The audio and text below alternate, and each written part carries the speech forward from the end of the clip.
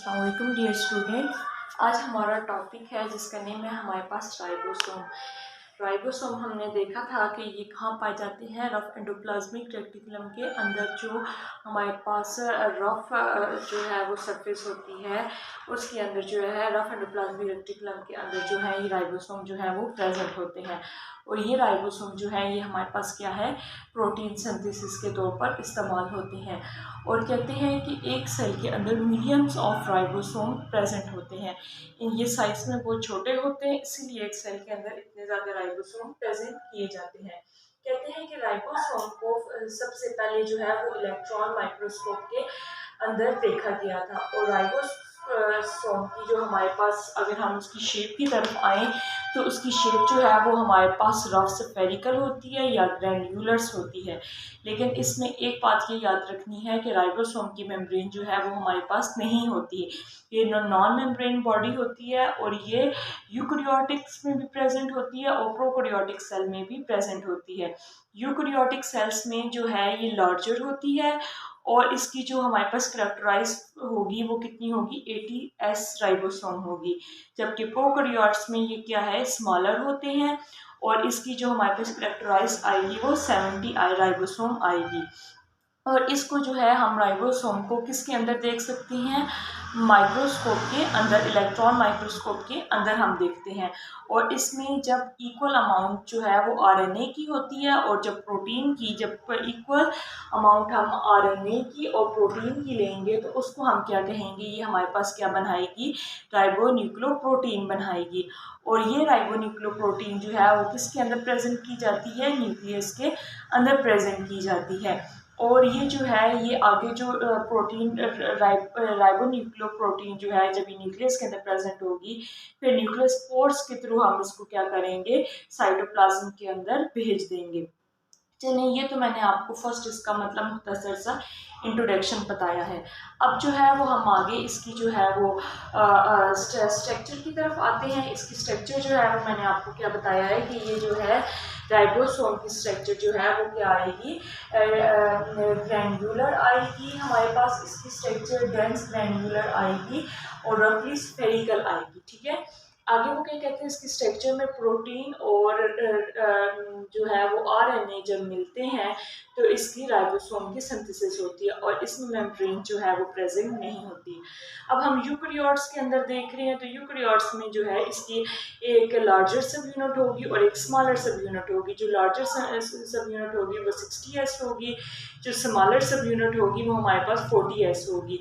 और इन दोनों को टोटल जब मिलाते हैं तो ये हमारे पास क्या बनाती है, 80S बनाती है। और अगर इसको नैनोमीटर के हिसाब से देखें तो ये 25 होती है। 25 क्यों होती है, क्योंकि ये बहुत ज़्यादा छोटी होती है, इसीलिए मिलियन ऑफ राइबोसोम जो है वो एक सेल के अंदर जो है वो पाए जाते हैं। ये तो हमारे यूकैरियोट्स में होगी। यूकैरियोट्स में अब हमने 80S किस तरह देखी है, जबकि 60 और 40 को प्लस करें तो हमारे पास 100 आते हैं।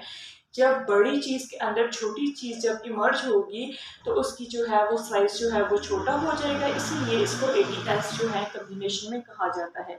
प्रोकैरियोट्स में जो होगी हमारे पास क्या होगी, 70S होगी। अब जो है वो हम अगर राइबोसोम की असेंबली देखते हैं, राइबोसोम की सिंथेसिस और राइबोसोम की असेंबली दो डिफरेंट वर्ड्स हैं। अभी हम राइबोसोम की असेंबली देखते हैं तो ये हमारे पास क्या आ गया, साइटोप्लाज्म आ गया, ये हमारे पास जो है वो न्यूक्लियोस आ गया और ये हमारे पास डीएनए आ गया। जब हमने डीएनए से एक मैसेंजर आरएनए लिया और उसको हमने न्यूक्लियस पोर्स के थ्रू बाहर निकाला और ये हमारे पास जो है क्या आ गया, राइबोसोम। जब राइबोसोम और ये जो मैसेंजर आरएनए है जब ये मिला है तो ये इन दोनों की कम्बिनेशन से क्या चीज़ बनी है, प्रोटीन सिंथेसिस हुई है। अब यही प्रोटीन सिंथेसिस हमने न्यूक्लियस पोर्स के थ्रू न्यूक्लियस के अंदर डाली है।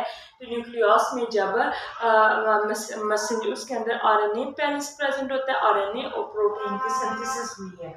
ठीक है, तो वो क्या कहते हैं कि जब राइबोसोम जो है वो न्यूक्लियस में प्रेजेंट होगा तो दोबारा हम इसको जो है वो किसमें ट्रांसपोर्ट कर देंगे, साइटोप्लाज्म में करेंगे।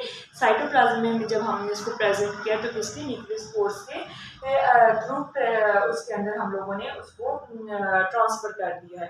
तो इस सारे प्रोसेस को क्या कहा जाता है, राइबोसोम असेंबली कहा जाता है। अब आपको बताया मैंने यूकैरियोट्स में इसकी जो है वो टोटल 80s होती है और प्रोकैरियोट्स में इसकी क्या होती है 70s होती है। अब यूकैरियोट्स में जो है वो बताते हैं कि आपको मैं एक और बात बताती चलूँ कि यूकैरियोट्स में ये कहते हैं कि जब ये होगी लार्जर सब यूनिट होगी या स्मॉलर सब यूनिट होगी, तो इन दोनों के जब ये राइबोसोम आपस में अटैच होंगे लार्जर और स्मॉलर, ये तब होंगे जब राइबोसोम अपना कोई फंक्शन परफॉर्म कर रहा होगा।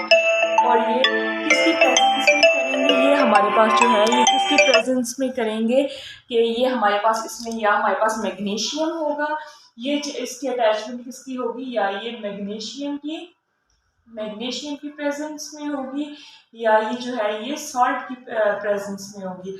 अगर ये या इन दोनों की प्रेजेंस से होगी, या ये अमाइनो ग्रुप से, या ये अमाइनो ग्रुप से जो है वो अमाइनो एसिड लेगा, और दूसरे से ये हमारे पास जो है दूसरा जो है फॉस्फेट ग्रुप से ये हमारे पास आरएनए लेगा। अमाइनो एसिड और आरएनए की कम्बिनेशन प्रेजेंस जब होगी तो तब ये दोनों राइबोसोम आपस में जो है स्मॉलर यूनिट और लार्जर यूनिट जो है वो अटैच होंगी। अब जो है वो आपको मैंने राइबोसोम जो है प्रोकैरियोट्स में और यूकैरियोट्स दोनों में समझा दिया है, राइबोसोम की असेंबली भी मैंने आपको समझा दी। अब थोड़ा सा ये मैंने सोचा कि आपको फर्दर डिस्कस कर दूं कि आरएनए क्या होता है और डीएनए क्या होता है, क्योंकि जब तक आपको आरएनए और डीएनए के बारे में नहीं पता चलेगा तो आपको कैसे पता चलेगा कि आरएनए किस तरह प्रोटीन के साथ मिलता है। डीएनए से आरएनए बनता है और डीएनए की कम्बिनेशन क्या है, डीऑक्सीराइबोज शुगर थायमाइन बेस और डबल स्टैंड इसमें डीएनए के अंदर प्रोवाइड होते हैं। डीऑक्सीराइबोज शुगर किस तरह होता है, क्योंकि इसमें एक ऑक्सीजन का मॉलिक्यूल कम होता है, इसीलिए इसे डीऑक्सीराइबोज शुगर कहा जाता है। आरएनए को देखिए, आरएनए किन किन चीज़ों से मिलकर बना है, राइबोज शुगर से, यूरेसिल बेस से और सिंगल स्ट्रैंड से मिलकर बना है। आगे अगर हम फर्दर इसकी आरएनए की टाइप्स देखें तो हमारे पास 3 आरएनए की टाइप है, एक मैसेंजर आरएनए, एक राइबोसोमल आरएनए और दूसरा ट्रांस आरएनए। अब जो है ट्रांस आरएनए, अब फर्दर हम मैसेंजर आरएनए को अगर देखें तो मैसेंजर से एम का मीन हम यहाँ पे लेंगे मैसेज, तो मैसेंजर आरएनए में मैसेज जो है वो आरएनए लेकर जाते हैं और इसमें ये किसकी प्रेजेंस में होता है, कोडॉन की प्रेजेंस में। कोडॉन की प्रेजेंस से मुराद के 3 जो है यहाँ पे हम लोग लेंगे, 3 क्या होंगे, AUG, इस तरह हम जो है वो 3 की प्रेजेंस में हम कोडॉन को लेंगे। अब आरएनए में क्या होगा कि राइबोसोम जो है वो आरएनए में के साथ अटैच होगा और जो है वो ट्रांस में क्या होगा, ये बहुत छोटा होगा और जो है ये 70 to 90 न्यूक्लियोटाइड से मिलकर बना है। और इसका क्या होगा कि ये अमाइनो एसिड को किसके साथ अटैच करेगा, राइबोसोम में, जबकि मैसेंजर आरएनए में कोडॉन की प्रेजेंस में होगा, जबकि ट्रांसपोर्ट आरएनए में एंटीकोडॉन की प्रेजेंस में होगा। अगर फर्दर आप राइबोसोम की देखें, ये लार्जर यूनिट है, ये स्मॉलर यूनिट है। लार्जर यूनिट आगे उसमें 3 वो आते हैं, एक जो है APE बनाते हैं, ए से मुराद है अमाइनो असाइल या एक्सेप्टर साइट्स बनाते हैं, पी से मुराद है ये पेप्टिडोग्लाइसाइड्स बनाते हैं और ई से हमारे पास मुराद है कि ये एक्सिस साइट बनाते हैं। आगे इसी तरह जब ये साइट्स आपस में मिलेंगी और ये किसकी प्रेजेंस में मिलेंगी, या ये मैग्नीशियम और सॉल्ट की प्रेजेंस में मिलेंगी, या ये अमाइनो ग्रुप से अमाइनो एसिड और फॉस्फेट से ये राइबोसोम की प्रेजेंस में मिलेंगी, तो जो है वो राइबोसोम की सिंथेसिस होगी। और राइबोसोम की सिंथेसिस किस तरह होगी, जब राइबोसोमल आरएनए और प्रोटीन जब मिलेंगे तो राइबोसोम की सिंथेसिस होगी।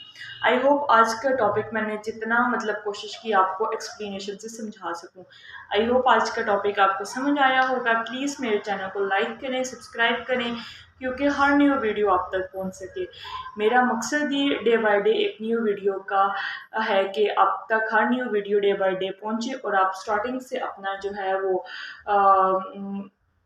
सबसे अच्छी एजुकेशन ले सकें, आपका आगे MD कैट की टेस्ट क्लियर हो सके। Thank you so much.